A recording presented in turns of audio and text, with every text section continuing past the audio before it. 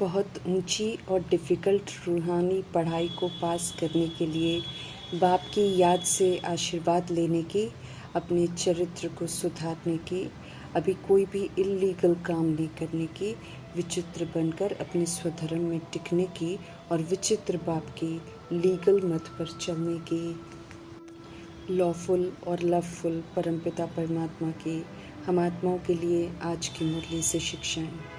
जैसा संग वैसा रंग, वैसी स्थिति वैसी अवस्था। इस समय सबसे सेफ, समर्थ और कल्याणकारी संग पवित्रता के सागर परमपिता परमात्मा का है। उन्हीं के साथ द्वारा हम सभी आत्माएं पवित्रता रूपी स्वधर्म को सहज ही पालन कर सकेंगे, सहज ही सर्व शक्तियों को समय पर यूज कर उन पर अपना अधिकार प्राप्त कर सकेंगे। मास्टर सर्वशक्तिवान भव का वरदान प्राप्त कर लेंगे। समझ मिली है पवित्रता के सागर से कि हम आत्माओं का अनादि और आदि स्वधर्म, अपना निजी स्वधर्म पवित्रता है। अपवित्रता तो पराया धर्म है जो हम आत्माओं ने विस्मृत होकर दे अभिमान में आकर रावण राज्य में धारण किया है। एक बार जब अपने निजी स्वधर्म का निश्चय हो जाता है, उसकी अनुभूति हो जाती है, तो अपवित्रता का पराया धर्म हमें हिला नहीं सकता है, अपना प्रभाव हम पर डाल नहीं सकता है। हमारे परमपिता परमात्मा जो हैं, जैसे हैं, अगर हम उन्हें एक्यूरेसी से पहचान कर साथ रखते हैं तो उनके संग पवित्रता रूपी स्वधर्म को धारण करना बहुत सहज हो जाता है। क्योंकि भले हम में उतनी शक्ति नहीं होती है, लेकिन साथ ही परमात्मा तो सर्वशक्तिवान है ना, तो उनका साथ ही सब कुछ सहज करवा देता है। कुछ भी गलत की तरफ हमें जाने नहीं देंगे। तो जो सर्वशक्तिमान के बच्चे हैं, वे सर्व शक्तियों को समय पर यूज़ कर उन पर संपूर्ण अधिकार प्राप्त कर लेते हैं। इसलिए उनके आगे अपवित्रता तो आ ही नहीं सकती है।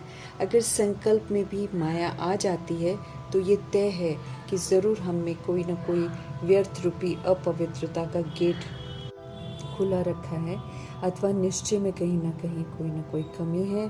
तो अपने निश्चय को हमें चेक करना है, जो कमी है उसे दूर करना है। बाप में और स्व में और ड्रामा में संपूर्ण निश्चय रखते हुए, बाप के संग रहते हुए पवित्रता के स्वधर्म को सहज पालन करते रहना है। वरदान को विधि पूर्वक फलीभूत करना है। तीनों काल का राज स्पष्ट कर मीठे परमात्मा ने हम सभी आत्माओं को त्रिकालदर्शी बनाया है, ताकि अब हम सब कोई भूल न करें। तीनों कालों को बुद्धि में रखते हुए, समझ रखते हुए कि अपने कर्मों की भोगना हमें ही भोगनी पड़ेगी। इसलिए सोचने से पहले भी सोचना है, बोलना है, कर्म करना है। जो तीनों कालों को यथार्थ समझते हैं, वे त्रिकालदर्शी होते हैं। वे किसी भी बात को एक काल की दृष्टि से नहीं देखते हैं, बल्कि वे समझते हैं कि जो भी उनके जीवन में हो रहा है वो पास्ट के कर्मों का परिणाम है। वो पेपर भी हो सकता है।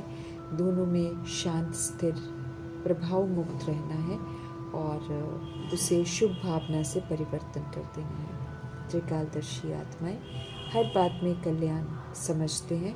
पास्ट का हिसाब किताब है तो सेटल हो जाएगा, और अगर पेपर है तो पास होकर आगे बढ़ जाएंगे।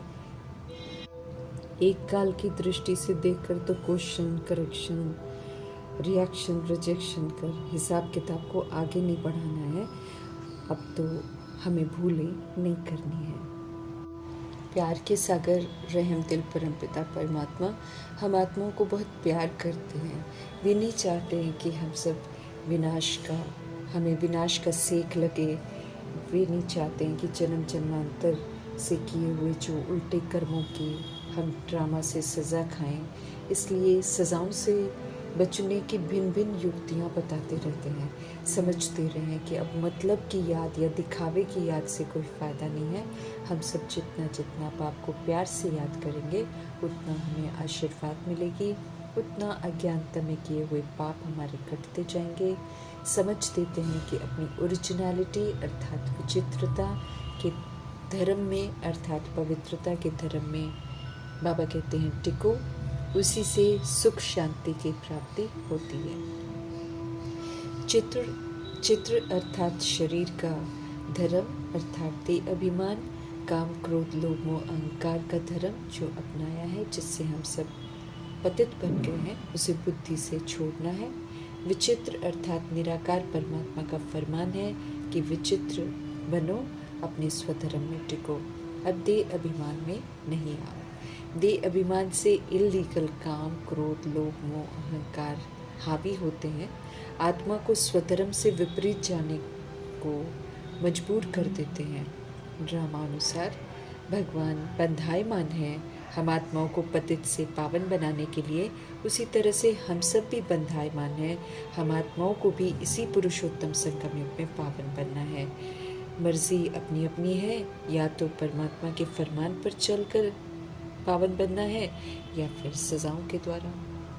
ओम शांति। जब भी हम बोले तो अर्थ सहित कहने की समझ दे रहे हैं प्रभु, यूं ही नहीं कहना है ओम शांति। बोलते समय ये एहसास हो कि मैं शांत स्वरूप आत्मा, शांति के सागर परमात्मा की संतान, शांति धाम की रहने वाली हूँ। जब एहसास होगा तभी तो अपनी आत्मा के स्वधर्म का परिचय खुद को भी रहेगा, तो जिन्हें हम कह रहे हैं उन्हें भी दे सकेंगे। अर्थ सहित कहेंगे तो बाप भी ऑटोमेटिकली याद रहेंगे। अब तो पूरा परिचय मिला है, तो पूरे परिचय से उन्हें याद करना है। अपवित्रता से ताकत कम होती है, आयु कम होती है, अकाले मृत्यु होती है। इस मृत्यु लोक से अमर लोक में जाने के लिए हमें संपूर्ण पवित्र बनना है। पवित्रता के बल से राजाई प्राप्त करनी है। पवित्र बन सत्य बाप से आशीर्वाद लेनी है। उन्हें दिल से बहुत याद करना है, ऊंच मर्तबा लेना है। अब तो हमें बाप और वर्षे को याद करना है। ये प्रभु जी का फरमान है हम आत्माओं के लिए। हद के जो संबंध हैं वो विनाशी हैं, बंधनों में बांधते हैं। अब उन्हें छोड़कर बुद्धि से बेहद के संबंध को याद करना है। सत्य परमपिता परमात्मा हम आत्माओं के सच्चे संबंधी हैं। अविनाशी संबंध है आत्मा और परमात्मा का। सुख के सागर परमात्मा सुख घनेरे का वर्षा देने के लिए आए हैं, तो ऊंची ईश्वरीय पढ़ाई को पढ़कर धारण करने से हमें ये सुख मिलता है। ऊंची पढ़ाई स्व परिवर्तन का सबूत मांगती है। नष्ट मोहा स्मृति लब्धा बनना पड़ता है। ईश्वरीय मार्ग में ईश्वरीय पढ़ाई पढ़ने के बाद प्रैक्टिकल पेपर होते हैं, जिसमें पुरानेपन को छोड़कर नए ईश्वरीय संस्कार अनादि आदि विशेषताओं को यूज़ करना पड़ता है। मैं और मेरे को छोड़ना पड़ता है, इसलिए डिफ़िकल्ट है। रूह को परिवर्तन करना है, इसलिए रूहानी ज्ञान है। रूहानी बाप को याद करते करते अपने कैरेक्टर्स को सुधारना है। याद से हम सब मीठे सर्विसेबल बनेंगे। सचखंड में जाना है तो फिर झूठ खंड के झूठ को छोड़ दैवी गुणों को धारण करना है। ईश्वर की मत लीगल मत है, मनुष्य मत इल्लीगल मत है, इसलिए अब सिर्फ ईश्वरीय मत पर चलना है। मनुष्य मत पर चलकर शूद्र बन गए, अब ईश्वरीय मत पर चलकर हमको देवता बनना है। समझ मिली है कि काम क्रोध लोभ मोह अहंकार भूत है, वे अभिमान से पनपते हैं, इनसे हमें स्वयं को मुक्त करना है। ओरिजिनल में हम सब निराकार हैं, विचित्र हैं। हम आत्माओं के पिता भी विचित्र हैं। अब वापस घर जाना है, हमें सतोगुणी बनना है। इसलिए प्रभु का फरमान है विचित्र बनो, अपने ओरिजिनल स्वधर्म में टिको। अपने को आत्मा समझ बाप को याद करेंगे तो सतो प्रधान प्योर बनेंगे। स्पष्ट कर रहे हैं मीठे परमात्मा, स्पष्ट कर रहे हैं कि समझ मिलने के बाद हमें इम्प्योर नहीं बनना है, नहीं तो दंड भी मिलेगा और सचखंड में ठिकाना भी नहीं मिलेगा। हम सब ईश्वर की मत पर चलकर पवित्र नहीं बनेंगे तो 100 गुना दंड भोगना पड़ेगा। सतो प्रधान हम सब थे, फिर तमो प्रधान बने हैं। अब फिर हमको सतो प्रधान बनने के लिए पवित्रता के सागर को याद करना है। स्मृति दिला रहे हैं मीठे परमात्मा कि हम सब दैवी घराने के थे, अभी पुनः उस घराने में जाना है, तो फिर हमें अपनी चाल को देखना है, उसमें सत्यता और दिव्यता लानी है। हमें बाप का मददगार बनना है। बुद्धि से सब कुछ प्रभु को ट्रांसफ़र करके फिर ट्रस्टी बनकर उनके डायरेक्शन पर चलना है, सबको प्रभु की अमानत समझना है, ताकि हमारे कर्मों में कहीं भी दैहिकपन न आए। ट्रस्टी बनकर भगवान के डायरेक्शन पर चलना है।